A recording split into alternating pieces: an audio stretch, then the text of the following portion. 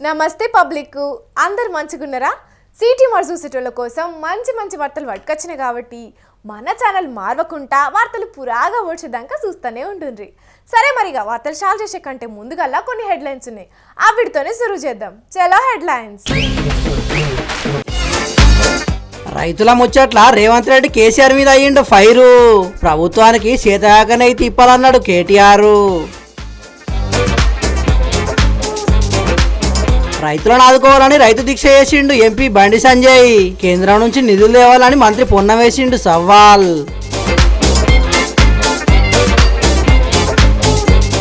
BRS MLA కూకున్నాడు Congress party మీటింగులా. చేతిపాటి కండువా కప్పుకుంటాడు కావచ్చు రేపట్లా.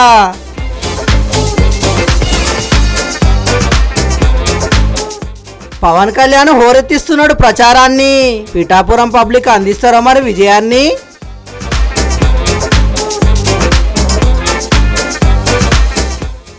బిలేడ్తోని సాము చేసిన గంగులు.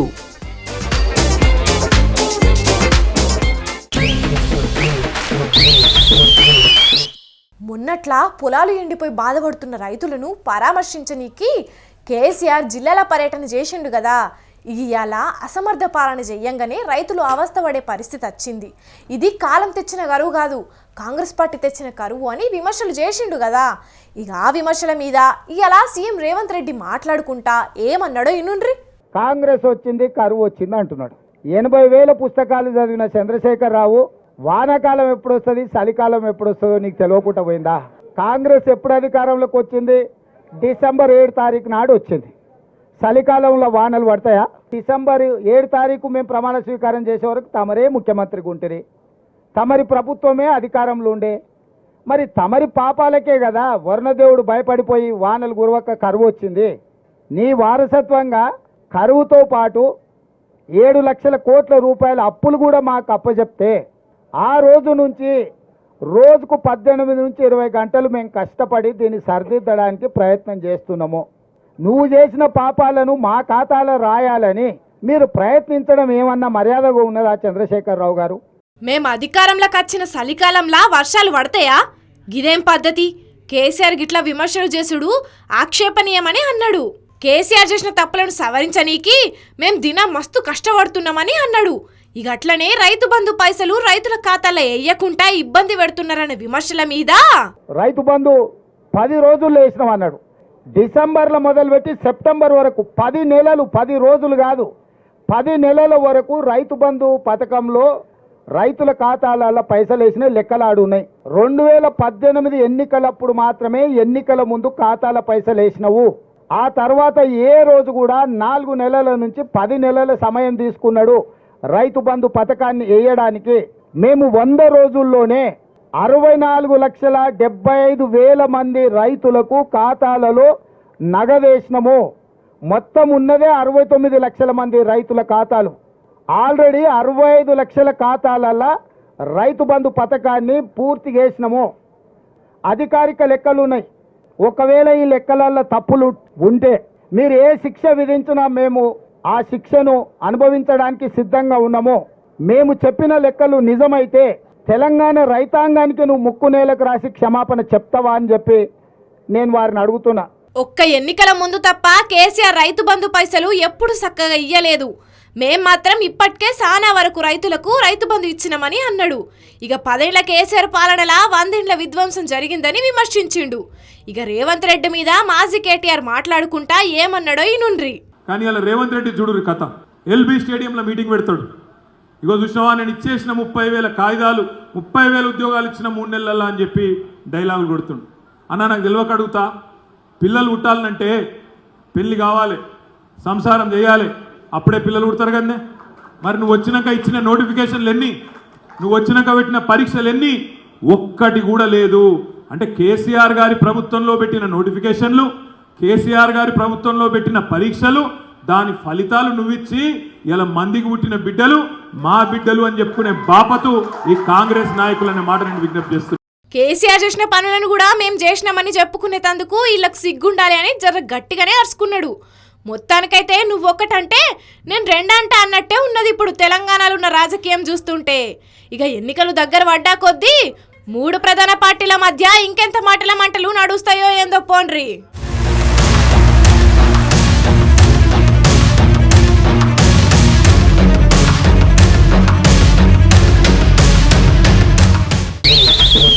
రైతుల పొలాలు ఎండిపోతున్నాయి కాబట్టి వాళ్ళ లోపట భరోసా నింపుతామని చెప్పి మొన్నట్లా మాజీ సీఎం కేసీఆర్ పొలం బాట పట్టిండు కదా. ఇక ఇలా ఎంపీ బండి సంజయ్ అన్న కూడా రైతులను ఆదుకోవాలని చెప్పి రైతు దీక్ష చేసిండు. మరి ఆ రైతు దీక్ష ఎక్కడ చేసిండు, రైతులకు ఏం కావాలని డిమాండ్ చేసిండు, దానికి కాంగ్రెస్ పార్టీ లీడర్లు ఏం సమాధానం చెప్పిర్రు పురాగార్చుకుందాం పాండ్రి.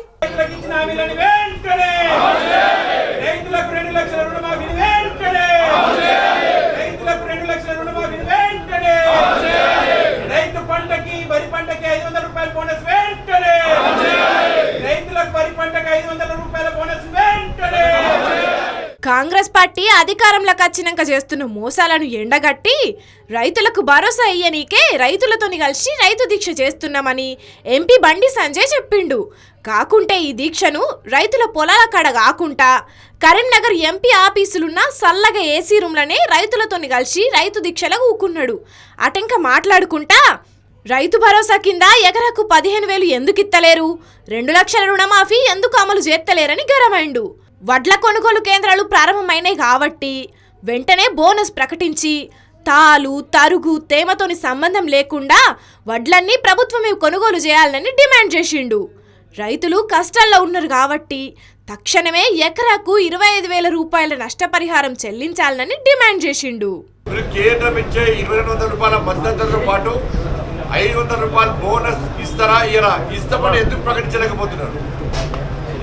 మీరు ఇచ్చిన హామీ ఏది? దాని మీద స్పష్టమైనటువంటి వివరణ కాంగ్రెస్ పార్టీ ప్రభుత్వం, రాష్ట్ర ముఖ్యమంత్రి రేవంత్ రెడ్డి గారు ఇవ్వాల్సిన బాధ్యత ఉన్నది. వ్యవసాయ శాఖ మంత్రి ఇవ్వాల్సిన బాధ్యత ఉన్నది. దాంతోపాటు గత బీఆర్ఎస్ పార్టీ ప్రభుత్వం తరుగు పేరుతోని తాలు పేరుతోని కింటాలకు 5 నుంచి 10 కిలోల తరుగు తాలు పేరుతో రైతులను మోసం చేసిన తర్వాత ఆ రోజు భారతీయ జనతా పార్టీ అనేక సందర్భాలు ఆందోళన చేసింది. రైతులు కూడా ఆవేదన వ్యక్తం చేశారు. ఇదే కాంగ్రెస్ పార్టీ మేనిఫెస్టోలో కాంగ్రెస్ పార్టీ ప్రభుత్వం ఏర్పడిన తర్వాత రైతుల దగ్గర నుంచి తరుగు పేరుతోని తాలు పేరుతో ఎలాంటి కట్టింగ్స్ ఉంటాయి, పూర్తిగా పండించిన ధాన్యాన్ని మొత్తం కొంటామని చెప్పి కాంగ్రెస్ పార్టీ హామీ ఇచ్చింది. ఇవాళ ఆ హామీని కొనుగోలు ప్రారంభమవుతున్నాయి కాబట్టి ఆ హామీని నెరవేర్చాల్సిన బాధ్యత కాంగ్రెస్ పార్టీ ప్రభుత్వం మీద ఉంది. నెరవేర్చరా ఇంతవరకు దాన్ని పట్టించుకునే పాపడలేదు. దాంతోపాటు 2 లక్షల రుణమాఫీ చేస్తానన్నారు, దాని మీద స్పష్టత లేదు, చెప్తలేరు. ఈ మాటల మీద మంత్రి పొన్నం సార్ మాట్లాడుకుంటా ఏమన్నాడో ఇనుండ్రి. ఈ రాష్ట్రంలో రైతులకు ఇబ్బంది కలుగుతా ఉంది. గత వర్షాకాలంలో మన వర్షాలు పల్లె, నీటి ఎద్దడి ఉంది, గ్రౌండ్ వాటర్ పడిపోయింది. దాన్ని కూడా కాంగ్రెస్ కరువు తెచ్చిందనే విధంగా మాట్లాడే వ్యక్తులకు కనీస జ్ఞానం కలగాలని కోరుతూ ఈ యొక్క రైతులను ఆదుకోవడానికి కేంద్ర ప్రభుత్వం నుంచి సహకారం చేసే విధంగా బండి సంజయ్ దీక్ష అక్కడ చేయమని చెప్పి సందర్భంగా డిమాండ్ చేస్తా ఉన్నా. రాష్ట్ర ప్రభుత్వం కేంద్రానికి విజ్ఞాపన చేస్తూ ఉంది, విభజన హామీలు కూడా అమలు చేయని. తెలంగాణ విభజనను వ్యతిరేకించినటువంటి నరేంద్ర మోడీ గారి దగ్గర ధర్నా చేసి తెలంగాణకు నిధులు తీసుకురా. ఇవాళ ఓట్ల కొరకు మొన్నటిదాకా రామును ఫోటో పెట్టుకున్నారు, నరేంద్ర మోడీ ఫోటో పనిచేసిరు. మళ్ళీ ఇవాళ రైతుల మీద ముసలి కన్నీరు గారుతున్నారు. ఇవాళ కల్లాల దగ్గర మీరు వస్తారు, కల్లాల దగ్గర రైతులు కన్నీళ్లు పెట్టుకున్నారు. ఎక్కడ పోయినా బండి సంజయ్ అని అడుగుతా ఉన్నాం. ఇలా కేసీఆర్ గారు పొలాల బాట పట్టిండు, ఎక్కడికి పోయినావు 4 నెలలు, కాళేశ్వరం మునుగుతే కుంగితే సలహాలు ఇవ్వమంటే ఎక్కడ పోయినావు? ఇలా రాజకీయాలకు మాత్రమే వినియోగించుకుంటున్నారు కరువును, రైతులను రాజకీయంగా. నేను డిమాండ్ చేస్తా ఉన్నా వీళ్ళిద్దరిని కూడా రండి. కాంగ్రెస్ పార్టీ నాయకత్వంలో ప్రధానమంత్రి గారి దగ్గర దేశంలో ఇదే ఒక ప్రకృతి వైపరీత్యం, దీనికి సహకారం తీసుకురావడానికి మీకు చేతనైతే ప్రభుత్వాలు సహకరించి కేంద్రం మీద ఒత్తిడి చేద్దాం రమ్మని కోరుతా ఉన్నా. మంచిగున్నారు పోండ్రి ఇద్దరికిద్దరు. పువ్వు పార్టీ లీడర్లేమో రాష్ట్ర సర్కార్ ఫెయిల్ అయిందని విమర్శలు చేస్తే, రాష్ట్ర మంత్రులేమో కేంద్రంలో ఉన్న ప్రభుత్వం రాష్ట్రం కరువు పరిస్థితులు ఎదుర్కొంటున్నప్పుడు ఆదుకోకుండా రాజకీయం చేస్తున్నదని అంటున్నారు. ఈ లీడర్ల రాజకీయం ఎట్లున్నా పాపం నడిమిట్లా రైతులు మాత్రం పొలాలు ఎండిపోయి అల్లాడుతున్నారు.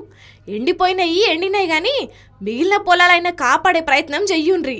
మరిగా రాష్ట్ర సర్కార్ ఇత్తదో లేకుంటే కేంద్రం కెంచి కొట్లాడి నిధులు వచ్చేటట్టు చేస్తారో తెలియదు కానీ నష్టపోయిన రైతులను మాత్రం ఆదుకునే ఉపాయం చెయ్యురని డిమాండ్ చేస్తున్నారు రైతులు. చూడాలే మరి పండిన పంటలు చేతికొచ్చినాక సర్కారు పెద్దలు ఏం చేస్తారో. తెలంగాణలో అధికారం చేతబట్టిన షెయ్యి పార్టీ రోజుకో బీఆర్ఎస్ పార్టీ లీడర్ను పార్టీలో చేర్చుకుంటా పోతున్నది. లీడర్లే కాదు, ఇప్పటికే కొంతమంది సిట్టింగ్ ఎంపీలు కూడా కాంగ్రెస్ పార్టీ కండువ కప్పుకుంటే ఇక మొన్నటికి మొన్న ఎమ్మెల్యేలు దానం నాగేందరు, కడియం శ్రీహరి కూడా కారు దిగేసిర్రు. ఇక ఇప్పుడు ఈ జాబితాలో మూడో వ్యక్తి కూడా చేరినట్టే అనిపిస్తున్నది. అగ్గో మళ్ళెవలు కాంగ్రెస్లో చేరిరంటారా? ఎవ్వరనే ముచ్చట చెప్దామని ఈ వార్త పట్టుకొచ్చినాం, చూడుర్రి.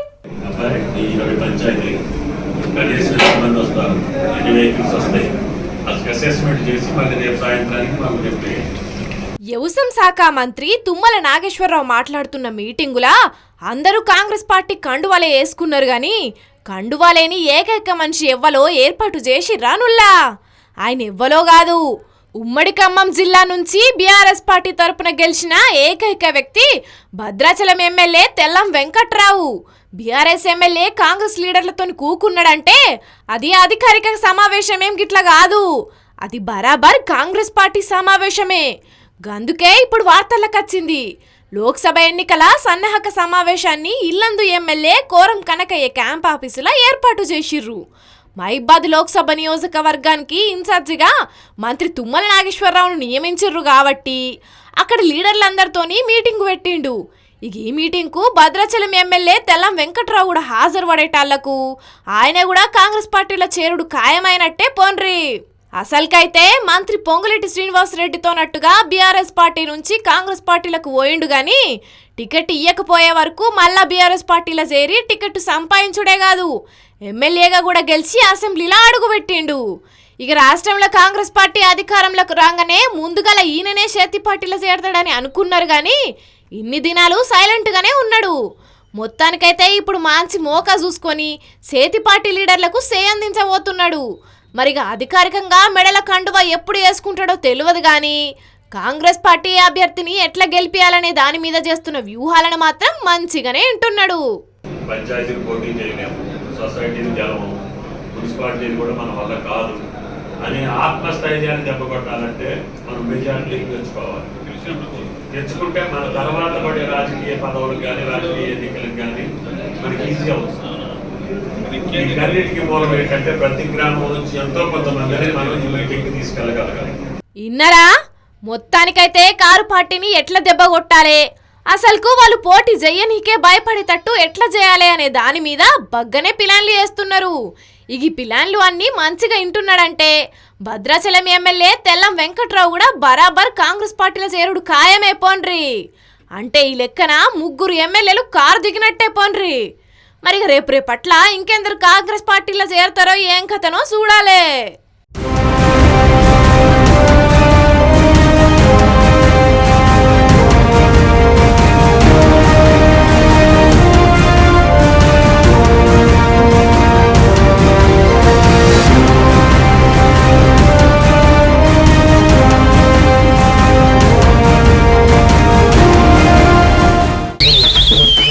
ఏపీలా అసెంబ్లీకి లోక్సభకు ఎన్నికలు దగ్గర పడుతున్నాయి కాబట్టి లీడర్లు చేస్తున్న ఎన్నికల ప్రచారం ఊపందుకున్నది. ఇప్పటికే అటు సీఎం జగను, ప్రతిపక్ష నాయకుడు చంద్రబాబు, సేతిపార్టీ తరపున షర్మిల ఎన్నికల రణరంగంలోకి దిగితే ఇటు పవన్ కళ్యాణ్ కూడా ప్రచారంలో దుమ్ము లేపుతున్నాడు. మరి ఆ ప్రచారం ముచ్చట్ల మీద ఓ నజరిద్దాం పాండ్రి.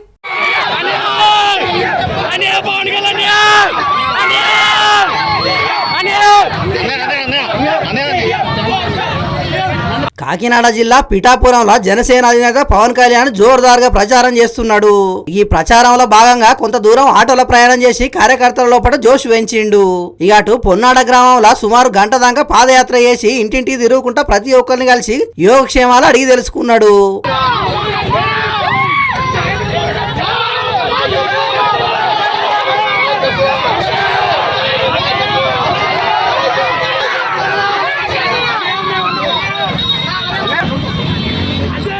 పిఠాపురంలో ఉన్న ఆంధ్ర బాప్టిస్టు చర్చిల క్రైస్తవ మత పెద్దలతో కలిసి ప్రార్థనల్లో పాల్గొన్నాడు.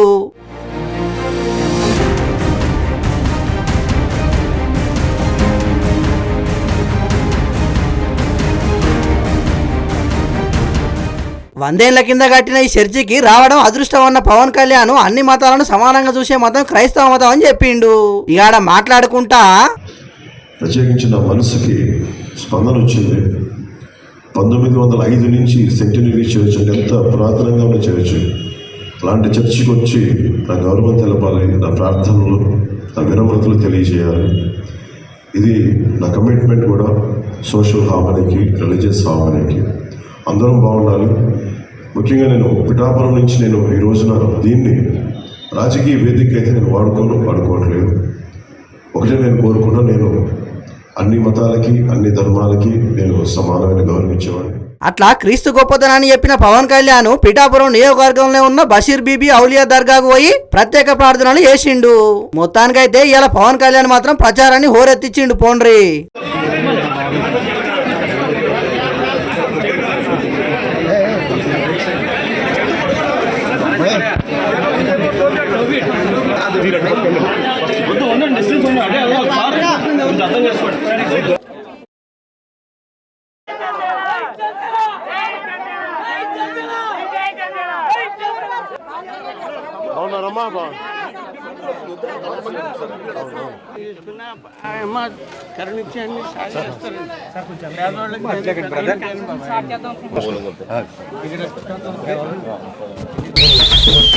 ఏపీలో మళ్ళా కాంగ్రెస్ పార్టీని అధికారంలోకి తీసుకురానికి జగనన్న వదిలిన బాణం శర్మిలక్కను కాంగ్రెస్ పార్టీలో చేర్పించుకున్నారు కదా సేతిపాటి పెద్దలు.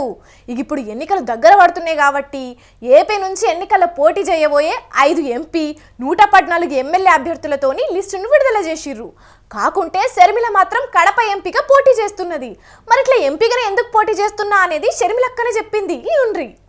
ఈరోజు నేను ఎంపీగా నిలబడడానికి కారణం అటు వైసీపీ పార్టీ జగనన్న గారు అవినాష్ రెడ్డిని ఎంపీగా నిలబెట్టారు కాబట్టి, ఇది అన్యాయం కాబట్టి, ఇది హత్య రాజకీయాలు మేము విరుద్ధం కాబట్టి, ఒక హంతకుడు హత్య చేపించిన వాళ్ళు మళ్ళీ చట్ట సభల్లోకి వెళ్ళకూడదు అన్న నిర్ణయం తీసుకుని ఈరోజు నేను రాజశేఖర రెడ్డి బిడ్డను కడప ఎంపీగా నిలబడడం జరుగుతుంది. ఇన్నరా సీఎం జగన్మోహన్ రెడ్డి వైఎస్ వివేకానంద రెడ్డిని హత్య చేయించిన నిందితునికే మళ్ళా కడప ఎంపీగా టికెట్ ఇచ్చింది కాబట్టి నేను కూడా కడప ఎంపీగా పోటీ చేయడానికి నిర్ణయం తీసుకున్నా అన్నది. ఈ నిర్ణయం వల్ల వైఎస్ కుటుంబము వైఎస్ఆర్ అభిమానులు రెండుగా చీలిపోతారని తెలిసినా నాకు పోటీ చేసుడు తప్పుతలేదని అన్నది. రాజశేఖర రెడ్డి గారి చివరి కోరిక, ఆఖరి కోరిక కూడా కాంగ్రెస్ పార్టీ తరఫున రాహుల్ గాంధీ గారు ప్రధానమంత్రి కావాలి, అదే మన దేశానికి మంచిది అని సంపూర్ణంగా నమ్మి విశ్వసించిన వాడు రాజశేఖర రెడ్డి గారు. బ్రతికే ఉండుంటే ఈ పార్టీకి రాజశేఖర రెడ్డి గారు ఆ కోరికను, ఆ కళను నిజం కూడా చేసేవాడు. రాజశేఖర రెడ్డి గారి ఆశయాలను అనుసరిస్తూనే ఈరోజు రాజశేఖర రెడ్డి బిడ్డ కాంగ్రెస్ పార్టీ తరఫున కాంగ్రెస్ పార్టీ బాధ్యతలు నా భుజాన వేసుకొని ఈరోజు కాంగ్రెస్ పార్టీ గెలుపు కోసం కాంగ్రెస్ పార్టీని రాష్ట్రంలో బలపరచడమే కాకుండా రాహుల్ గాంధీ గారిని ప్రధానమంత్రిని చేయాలి అని సంపూర్ణ పట్టుదలతో ఈరోజు చేయని కృషిని అంటూ లేకుండా కాంగ్రెస్ పార్టీ తరఫున నేను ఒక్కదానే కాదు, ఇంతమంది నాయకులు, కార్యకర్తలు, సైనికులు అందరం కూడా పనిచేయడానికి సిద్ధంగా ఉండి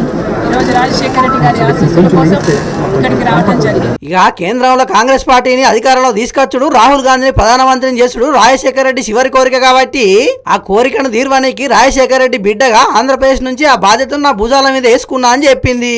మొత్తానికైతే ఇప్పుడు ఒకే కుటుంబం నుంచి అటు అవినాష్ రెడ్డి ఇటు షర్మిలారెడ్డి ఇద్దరు కడప ఎంపీగా పోటీ చేస్తున్నారు కాబట్టి వైఎస్ఆర్ అభిమానులు ఎవరికి మద్దతు తెలుపుతారో ఎవరిని గెలిపిస్తారో చూడాలి మరి.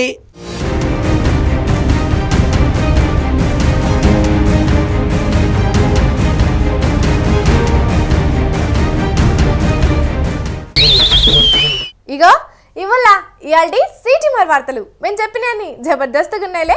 ఇంకెన్ని మంచి మంచి ముచ్చట్లతోని మళ్ళా కలుద్దాం. అప్పటిదాకా చూస్తూనే ఉండండి మన స్వతంత్ర టీవీ. ఉంటాం మళ్ళా.